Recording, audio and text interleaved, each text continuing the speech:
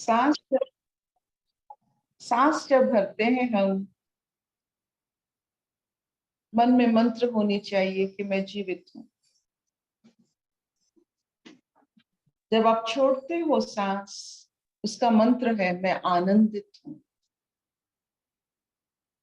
मेरा आनंद का कारण है जीवन।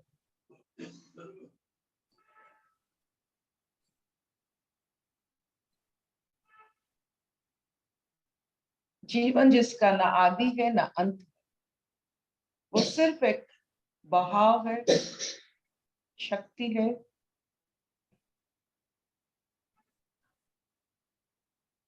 महसूस कीजिए अपने जीवन, शरीर को नहीं, जीवन को।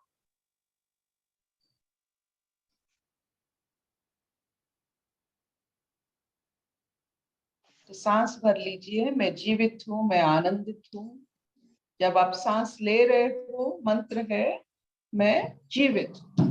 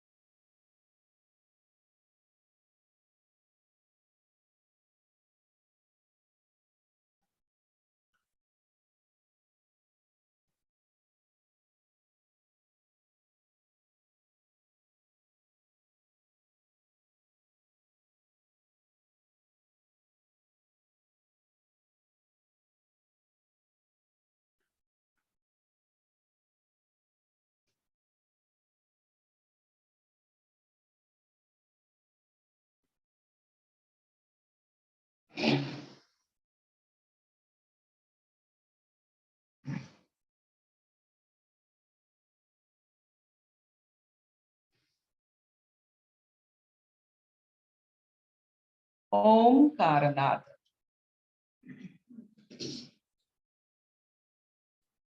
ओम।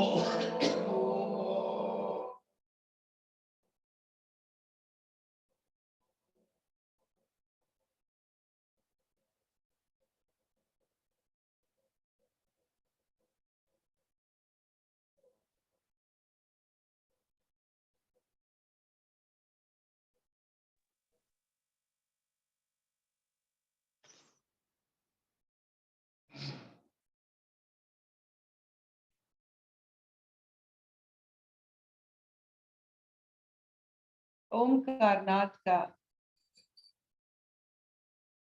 शरीर और मन और आत्मा और सारे ब्रह्मांड पर उसका जो असर पड़ता है, मानो जैसे हमारा जीवन मुक्त और स्वाभाविक हो जाता है।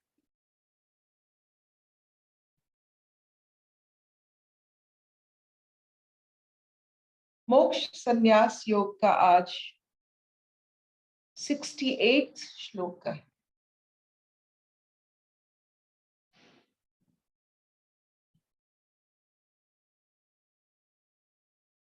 कल की बात थी अनुशासन और समर्पण भाव। आज की बात है गीता को कौन प्रचार प्रसार कर सकता है।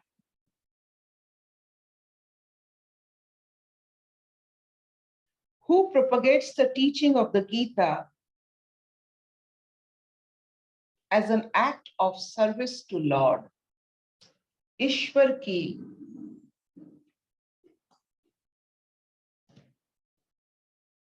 उपासना, आराधना,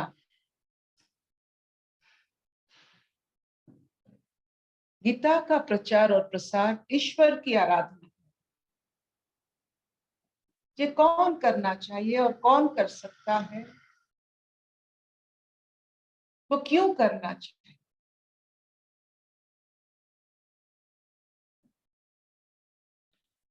The 68th shloka. यह ईदम परमम गुह्यम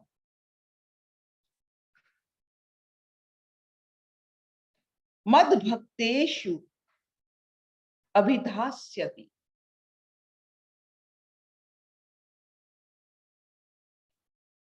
भक्तिमयी परम कृत्वा मम इवै एष्यति असंशय।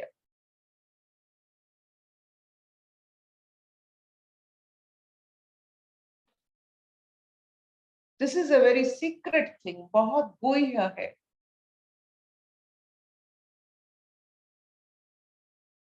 कि गीता की प्रचार और प्रसार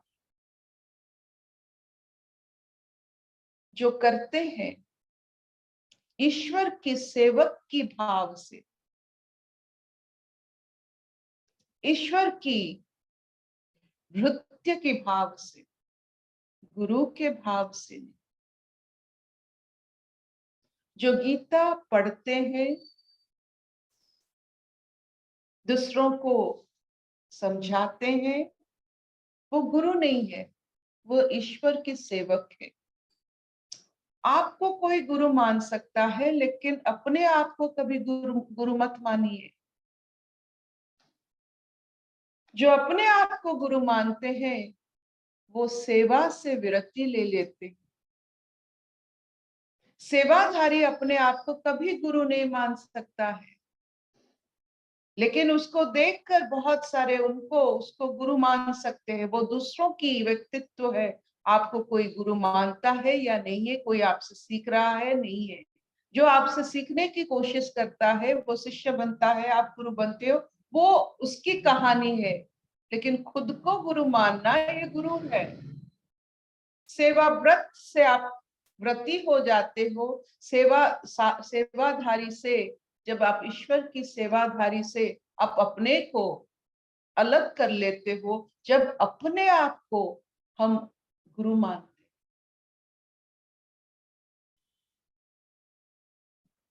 ये सबसे बड़ी बात है। कोई भी सेवाधारी अपने घर में भी आप देखिए, सेवा भाव से अगर कुछ भी किया जाता है वो एक अनोखी अनुभूति होता है, जिसमें ज्ञान और भक्ति की ये दोनों के मिश्रण होकर एक तेज निकलता है।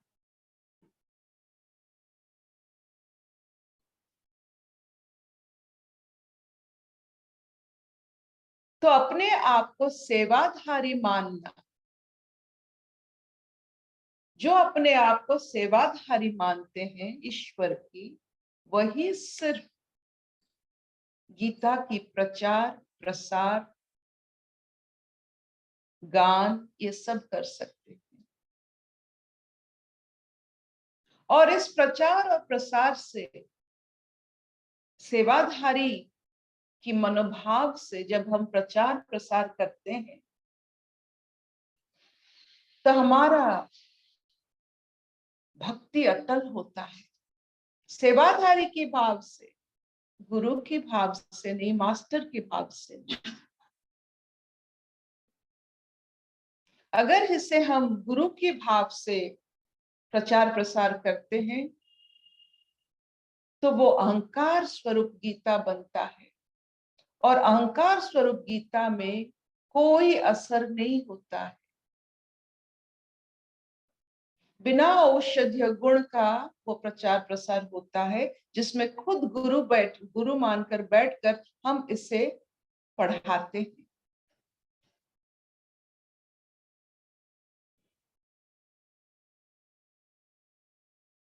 तो सेवाधारी बनना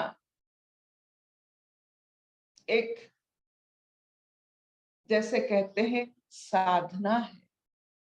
प्रचार प्रसार करेंगे सेवाधारी बन के, गुरु की भाव को छोड़कर जब सेवाधारी बनते हैं वही साधना होता है। गुरु बन जाना साधना नहीं है, खुद को गुरु मान लेना साधना नहीं है। सेवाधारी मानना खुद को, यही साधना है। तो आज का जो शब्द है, जो परिवेश है, जो परिक्रमा है, वो सेवाधारी का है। सेवाधारी का गुण क्या होना चाहिए? अत्यंत विनम्र, विनम्रता, साधुता, समय उपयोगिता, सरलता, स्वच्छता, आज्ञाकारी, ये सब साधना ही तो है। गुरु बन जाएंगे तो ये साधना कौन करेगा?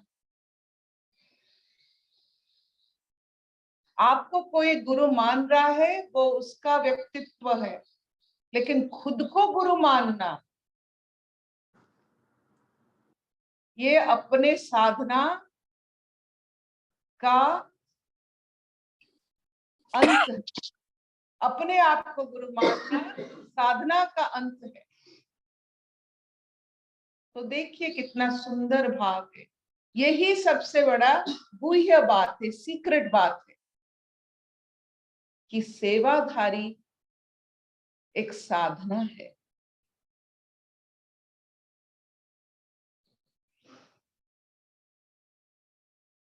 इस साधना में जो व्रती है, इस साधना में जो अपने आप को पूरा इसमें डाल देते हैं, इस साधना में, सेवाधारी के साधना में, उनकी अनुभूतियां बहुत विचित्र और विरल होते हैं। गुरु की अनुभूति तो शीशे की तरह होता है, सबको वो दूसरों का रूप दिखा सकता है, लेकिन अपने साधना, खुद का साधना कम हो जाता है।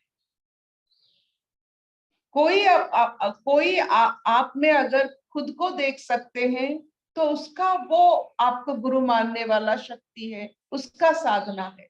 लेकिन खुद को गुरु मानना एक बहुत बड़ी संकट है साधना की पथ पर। आपका बहाव, आपकी गति, ये सब खत्म हो जाता है जब खुद को हम गुरु मान लेते हैं। We are not the masters। जब हम कोई भी चीज पढ़ाते हैं, माँ सरस्वती की प्रचार और प्रसार करते हैं, वो सेवा भाव से होनी चाहिए, गुरु भाव से नहीं।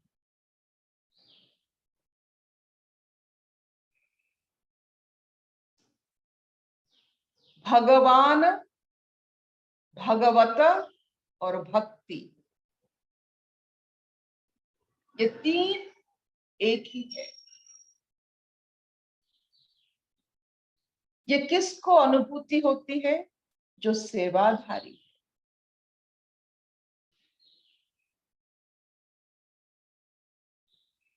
खुद को भगवान मानना, भागवत को खुद की रचना मानना, भक्ति को अपना अहंकार बना लेना, ये अपने पैरों में चोट वाले बात होती है। खुद की गति, खुद की जो कहते हैं तो नयापन है, वो सब खत्म हो जाता है जब अपने आप को हम गुरु मान लेते हैं। जब तक हम सेवादारी है तब तक नयापन है अपने जीवन में। कोई भी विषय का गुरु आप मान लो, चाहे फिजिक्स का हो, केमिस्ट्री का हो, जो भी प्रोफेसर है, जो भी पढ़ते रहते हैं, सेवादारी है उस सब्जेक्ट की, उनकी बात सुनिए, और जो अपने आप को पूरा संपूर्ण मान लेते हैं, उनकी बात सुनिए। दोनों में बहुत फर्क है। एक बच्चा है, एक बूढ़ा हो गया। जो अपने आप को मान गया कि मैं सब कुछ जानता हूं, वो तो बूढ़ा हो गया, जिसका कोई ग्रोथ नहीं है, जो जिसमें नयापन नहीं है, वो वार्धक्य है। जब तक नयापन है, आप शिशु हो। तो सेवाधारी एक शिशु सुलभ गुण होता है, वार्धक्य नहीं, जरा नहीं है।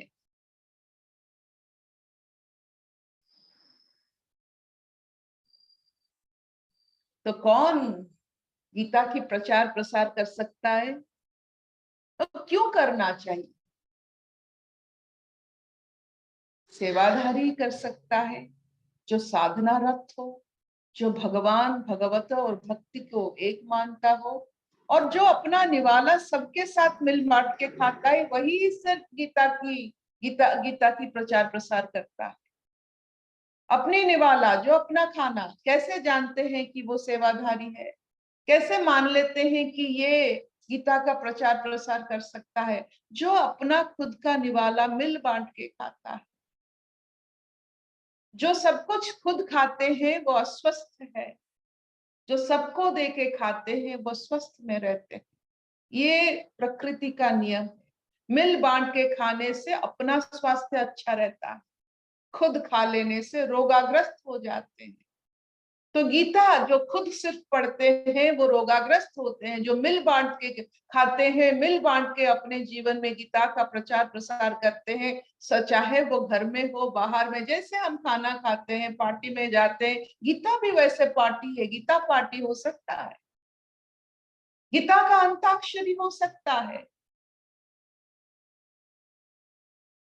गीता का प्रचार प्रसार एक अद्भुत अनमोल पार्टी हो सकता है। जैसे नया नया खाना सबको अच्छा नहीं लगता है, लेकिन बार बार उसे देखते देखते एक आकर्षण हो जाता है, चलो आज चख लेते हैं, इतने बार देखे हैं। वैसा ही होता है।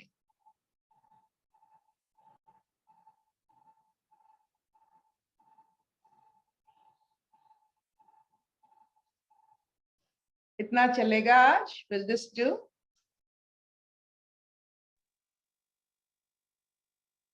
जी दीदी चलेगा। थैंक यू दीदी, बहुत अच्छा। बहुत अच्छा, सही बात है, सही अर्थ बताया, सच बात है, बहुत बड़ी। तो आज यहाँ विरति लेते हैं। मिल बांट के खाओ। आज मिल बांट के जो खा सकते हैं वही गीता का प्रचार प्रसार कर सकते हैं, मिल भक्ति भाव से। जो मिल बांट के सब कुछ, जैसे कुछ कुछ नया चीज आ गया, चाहे मन में आ जाता है कैसे खुद खा ले, अस्वस्थ परिवेश है, कैसे खुद खाओगे आप? खाना कैसे आप खुद खा सकते हो? ये साधना नहीं है। मिल बांट के खाना एक साधना है, जिसमें आप विश्वास रखते हो कि सब में ब्रह्म है, जो मानते हैं वो मिल बांट के खा सकते हैं। चाहे वो कुत्ता हो, बिल्ली हो, छिपकली हो, सबके साथ बांट के खाते हैं। गाय हो, आप देखिए आपके घर के कितने सारे उपज होते हैं, लेकिन हम उसको बांटना नहीं जानते हैं, पेड़ में देना भी नहीं जानते हैं। वो जो चक्र है, हर एक मौलिक भाव किसी ना किसी का जरूरत होता है। जब तक हम पूरा ये जरूरत को नहीं समझ पा रहे हैं, उसे हम नष्ट कर लेते हैं। ये समाज जो आज अप्राकृतिक है, क्योंकि प्राकृतिक नहीं है, क्योंकि यहाँ की जो इतना सारा उपज होता है, घर गृहस्थी की उपज होता है, उसकी शेष तक हमें कोई ज्ञान नहीं है। उसे अंत तक कैसे व्यवहार किया जाए, जैसे पॉलिथीन को कैसे अंत तक व्यवहार किया जाए। आपने छोड़ दिया, बॉटल को छोड़ दिया, फिर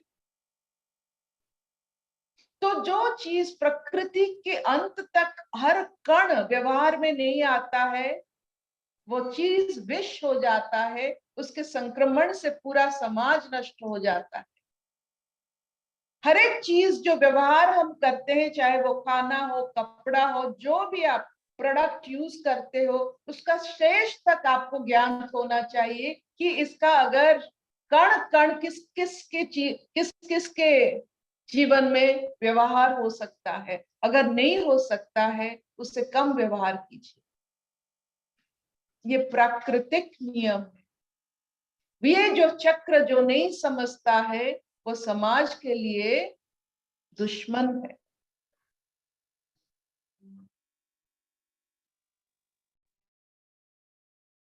अशतो मां सद्गमय तमसो मां ज्योतिर्गमय मृत्युर्मां अमृतंगमय। सर्वे सुखिनः सन्तु सर्वे सन्तु निरामया सर्वे भद्राणि पश्यन्तु मा कश्चित् दुःखभाग् भवेत्। ओम शांति शांति शांति। So this finishes the class of Science of Aware Living. बहुत धन्यवाद, थैंक यू सो मच। आभारी हूँ आपकी जो फिर हम इस रास्ते पर चल पड़े मिलजुल के। और आज का जो प्रचार और प्रसार गीता का है बहुत सुंदर है।